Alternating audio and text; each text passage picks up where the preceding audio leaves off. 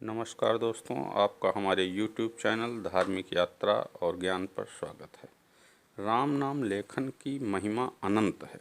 श्री भगवान के नाम की महिमा अनंत है और वह बड़ी ही रहस्यमयी है। शेष महेश गणेश की तो बात ही क्या, जब स्वयं भगवान भी अपने नाम की महिमा नहीं गा सकते। राम न सकहीं नाम गुण गाई, तब मुझ सरीखा साधारण मनुष्य नाम महिमा पर क्या कह सकता है। परंतु महापुरुषों ने किसी भी निमित्त से भगवान के गुण गाकर काल बिताने की बड़ी प्रशंसा की है। इसी हेतु से नाम महिमा पर यत्किंचित लिखने की चेष्टा की जाती है। भगवान नाम की महिमा सभी युगों में सदा ही सभी साधनों से अधिक है, परंतु कलयुग में तो नाम की महिमा सर्वोपरि है। ध्यायन कृते यजन यज्ञस्त्रेयातायाम द्वापरे अर्चयन यदाप्नोति तदाप्नोति कलौ संकीर्त केशवम। सतयुग में ध्यान करने से, त्रेता में यज्ञ करने से, द्वापर में पूजा करने से जो फल प्राप्त होता है, वही फल कलयुग में केवल श्री केशव के कीर्तन से मनुष्य प्राप्त कर लेता है। श्री नारद पुराण में तो यहाँ तक कहा गया है कि कलयुग में केवल श्री हरि का नाम ही कल्याण करने वाला है। इसको छोड़कर अन्य कोई उपाय नहीं है। इसका यही अभिप्राय है कि कर्म, योग, ज्ञान आदि साधनों का सांगोपांग संपन्न होना इस युग में अत्यंत ही कठिन है। फिर भगवान नाम बड़ा ही सुगम साधन है। इसके सभी अधिकारी हैं, सभी इसको समझ सकते हैं। यह सबको सुलभ है। मूर्ख से मूर्ख मनुष्य भी नाम का जप कीर्तन कर सकते हैं।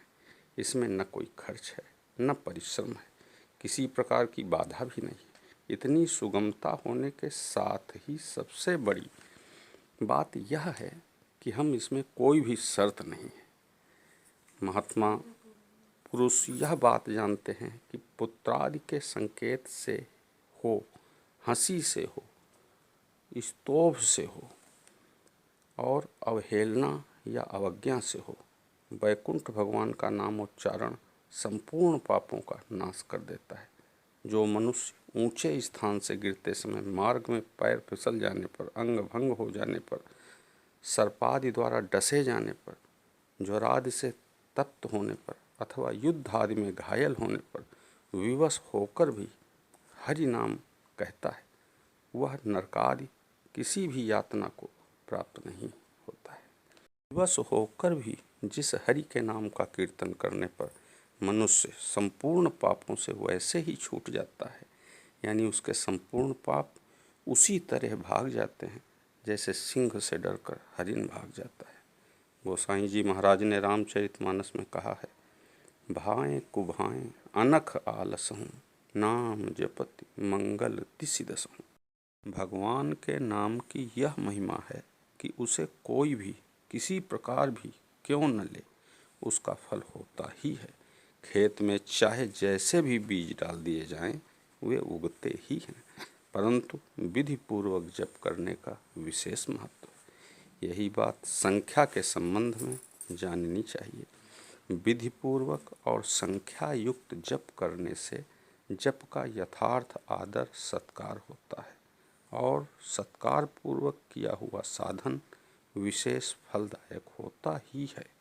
विधि और संख्या का नियम होने से ठीक समय पर उतना जप हो ही जाता है। जो विधि या संख्या का बंधन नहीं मानते, वे भूल से जप छोड़ भी देते हैं। श्री हरि के नाम में पाप नाश करने की जितनी शक्ति है, उतने पाप करने में चांडाल भी समर्थ नहीं है। भगवान के सभी नाम परम कल्याणकारक हैं। राम, कृष्ण, हरि, नारायण, दामोदर, शिव, शंकर आदि नामों की तो बात ही क्या है। अन्य धर्मीय लोगों के अल्लाह, खुदा आदि नामों की भी बड़ी महिमा है। भगवान को कोई किसी भी नाम से पुकारे, वे सबकी भाषा समझते हैं। पुकारने वाले के ध्यान में यह बात होनी चाहिए कि मैं भगवान को पुकार रहा हूँ। फिर नाम चाहे कोई भी हो, आप जल, पानी, नीर, वाटर आदि किसी भी नाम से पुकारें, उसे जल ही मिलता है। इसी प्रकार भगवान के नामों को समझना चाहिए। इतना होने पर भी जप करने वाले साधक को जिस नाम में विशेष रुचि, प्रेम और विश्वास होता है, उसके लिए वही विशेष लाभप्रद होता है। राम और कृष्ण नाम में कोई अंतर नहीं है, परंतु तुलसीदास जी को राम नाम प्यारा था और सूरदास जी को कृष्ण नाम। नाम की महिमा सभी शास्त्रों में गाई गई है। जिसको जिस नाम में प्रेम हो, वह उसी नाम का जप कीर्तन कर सकता है या नाम लेखन कर सकता है। नाम लिखने से बहुत ही ज़्यादा लाभ है और बहुत ही चमत्कारिक फ़ायदे हैं। राम नाम लेखन पर एक वीडियो मैं पहले बना चुका हूँ, पार्ट 1 के नाम से। उसमें पूरा वर्णन दिया गया है। न जपने वाले की अपेक्षा तो वह भी बहुत श्रेष्ठ है जो दुख नाश, भोगों की प्राप्ति और मान बड़ाई आदि के लिए नाम जप करता है, परंतु नाम के बदले में जो उपर्युक्त लौकिक फल चाहता है, वह है बड़ी ही गलती में। वास्तव में वह ठगा ही जाता है।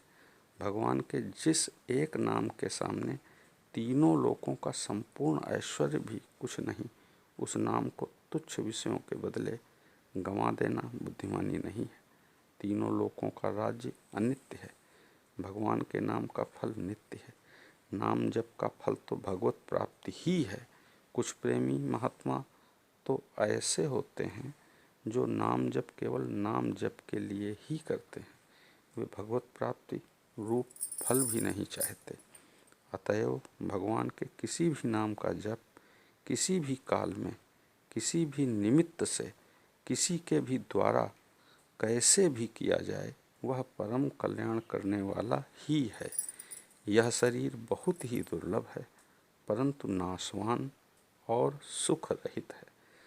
दुर्लभता इसलिए है कि इस शरीर से ही परम कल्याण हो सकता है। शरीर का नाश हो जाने से मनुष्य शरीर में मुक्ति का अधिकार रूप हाथ में आया हुआ सुअवसर भी निकल जाएगा। इसलिए नाम जप नित्य करें। धन्यवाद।